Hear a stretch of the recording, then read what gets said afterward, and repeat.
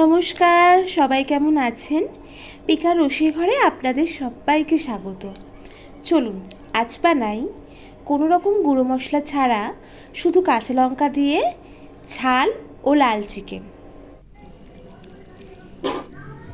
এই রেসিপিটা বানাতে গিয়ে সবার আগে আমি এখানে চিকেন নিয়ে নিয়েছি। আমি এখানে 1 কিলোর মতন চিকেন নিয়েছি। চিকেনটা পরিষ্কার এবং ধুয়ে রাখা আছে। এরপর একটি কড়াইতে সর্ষের তেল দেব। রান্নাটি পুরোটাই কিন্তু সর্ষের তেলে হবে। সর্ষের তেল গরম হয়ে গেলে আমি এখানে কুচিয়ে রাখা আলু দিয়ে দেব।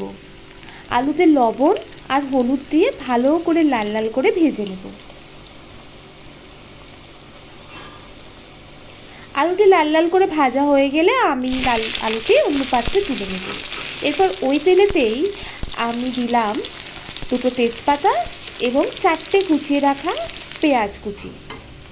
পেঁয়াজ কুচিটা একটু নরম নরম হয়ে গেলে আমি এতে দিয়ে দেবো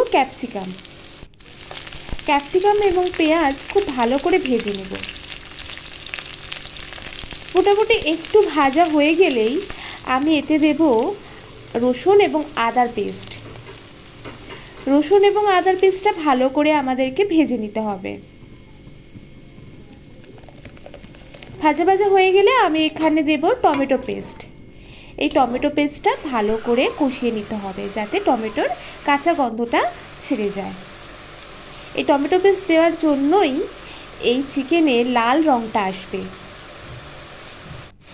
আমি দেখুন খুব ভালো করে এই টমেটো পেস্টটা কিন্তু ভাজা হয়ে গেছে।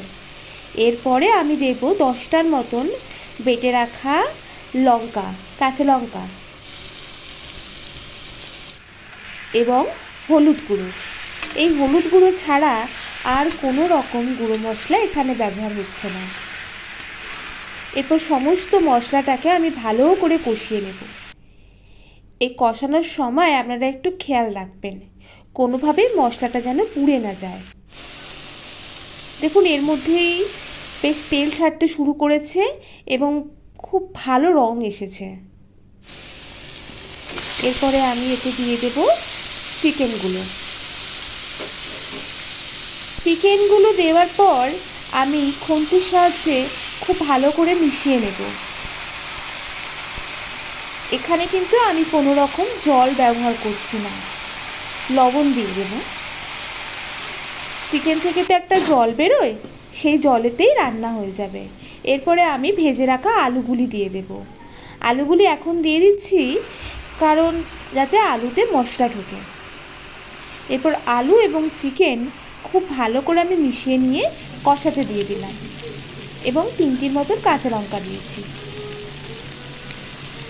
দেখুন এটা কষে গেছে এবং কষে যাওয়ার পরে আমি হালকা একটু জল দিয়েছি। জলটা গরম জলই দিয়েছি। মাংসটা এবার ঢেকে দেব আমি। ঢাকা খুলে দেখুন খুব ভালো করে মাংসটা কিন্তু হয়ে গেছে আমাদের। আলুগুলোও বেশ সেদ্ধ হয়ে গেছে। আমি এখানে গ্যাসের ফ্লেমটা একদম লোয়ে রেখে অন্যদিকে গরম মশলাটা বানিয়ে নিচ্ছি। আমি এখানে শিলেতে বাটবো। শিলে আমি এখানে গরম মশলাটা বেটে নিচ্ছি। গরম মশলাতে দিয়েছি আমি 4টের মতন এলাচ, 2টো লবঙ্গ আর দারুচিনি। এরপর আরেকটু জল মিক্স করছি। আপনারা জলটা নিজেদের প্রয়োজন মতন ব্যবহার করবেন। যারা একটু গ্রেভি রাখতে চান তারা জল দেবেন বেশি। এরপরে আমি গরম মশলাটা দিয়ে ভালো করে নাড়িয়ে নেব। ব্যাস আমার রান্না কমপ্লিট। এরপর আমি এটা পরিবেশন করব। আপনারাও বাড়িতে বানিয়ে নিন এইরকম কোনো রকম গুঁড়ো মশলা ছাড়াই শুধু কাঁচা লঙ্কা দিয়ে ঝাল ও লাল চিকেন। এটা খেতে সুস্বাদু যেমন হয়, তেমনি বাড়িতে যারা মশলা ছাড়া চিকেন খেতে চান তাদের জন্য এটা একদম উপযুক্ত। তাহলে আপনারাও বাড়িতে বানিয়ে ফেলুন মশলা ছাড়া শুধু কাঁচা লঙ্কা দিয়ে ঝাল ও লাল চিকেন। নমস্কার, সবাই খুব ভালো থাকবে।